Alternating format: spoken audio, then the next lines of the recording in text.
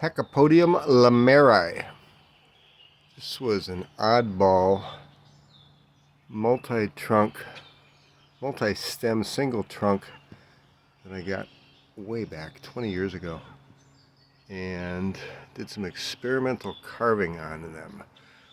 You can bisect the stem of a Pachypodium or an Adenium, and depending on the time of year and the health of the plant, create two branches.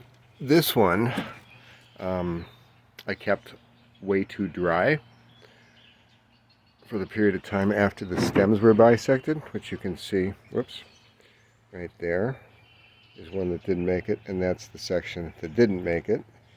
That's the section that didn't make it.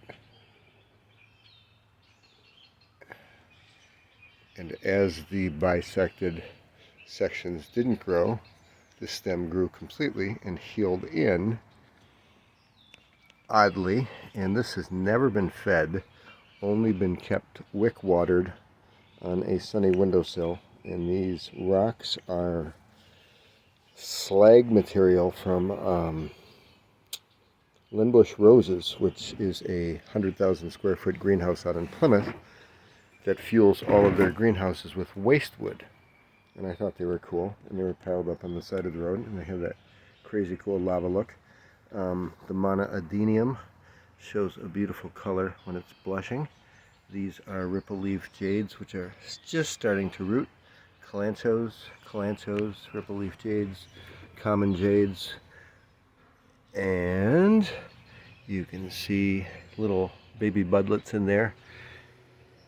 I don't know, I've seen tree frogs within these spines, and the other day I saw a dormouse, which are these tiny half-size mice crawling through here. So it's crazy how plants provide cover for the oddest things you wouldn't think, and I love that knothole on there.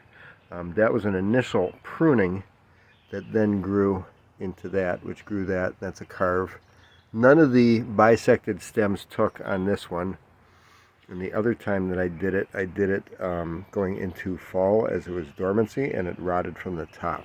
So I'm not highly enthused about the method. People also do something called coring, which is when you take a hot metal stick and stick it into the crown up here and wound it, and then it will sprout multiple heads, because this tree in nature will, or in Southern California, anywhere in nature, will happily grow to 20-30 feet and get a big fat trunk and be a dangerous monstrosity to move. So all I wanted to do was dwarf this odd multi-trunker, and I call it my poor man's Namaquanum, because the Namaquanums are the old men of, it's not Namibia, the place in South Africa where they grow. Maybe they grow in Namibia too.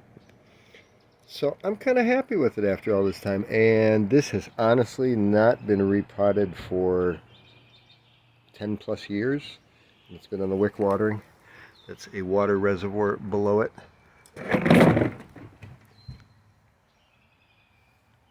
Oh, that's a larvae from a butterfly. Let's see if I can show you what's the deal here. How this, see the secret?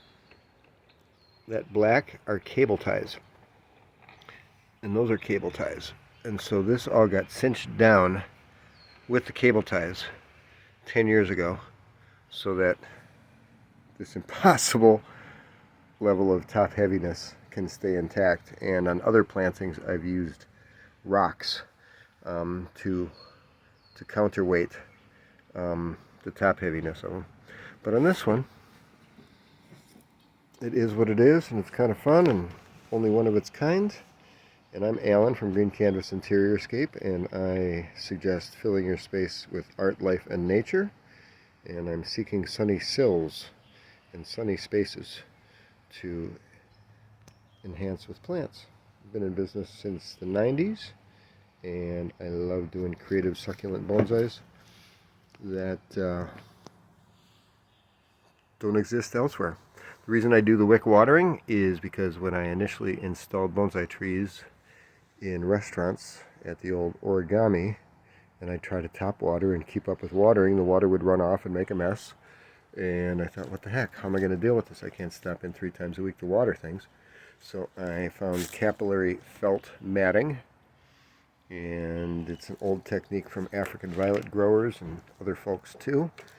And add styrofoam peanuts to the bottom of the pot to create a permanent airspace to keep the roots healthy and provide a place for them to grow to.